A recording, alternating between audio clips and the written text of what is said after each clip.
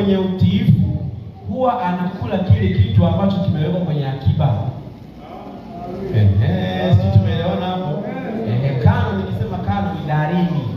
Kwa mtoto akiwa amemfurahisha mzazi, yaani ule wepesi wa mzazi kwenda kuchukua kitu kilichokuwa kwenye akiba akampa mtoto ni rahisi. Amina. Yesu asifiwe sana. Yesu asifiwe. Hivyo hivyo kwa Mungu. Mungu anapenda kuona sisi tunafanya vitu vinavyomfurahisha. Yesu asifiwe. Anapenda kuona tunafanya vitu ambavyo vinamfurahisha kama watoto wake. Kwa kama tutafanya mambo ambayo hayamfurahishi Mungu, vitu ambavyo havimpi Mungu furaha, hatutaona vitu ambavyo vimefichwa.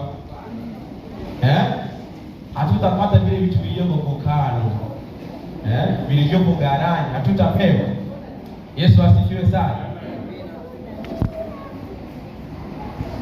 Sasa kwa kuwa furaha ya Bwana ndio nguvu yetu, katika kitabu cha Nehemia sura ya 10, sura ya 8 mstari wa 10, Biblia inasema, Nehemia sura ya 8 mstari wa 10, kisha akawaambia, enendeni zenu mle kilichonona na kunywa kilicho kitamu, tena mpelekeeni sehemu yeye asiyewekewa kitu, maana siku hii takatifu kwa Bwana wetu. Mstari wetu hapo sasa ndio uzito tunatilia hapo, kwamba wala msihuzunike, kwa kuwa furaha ya Bwana ni nguvu zenu. Yesu asifiwe sana.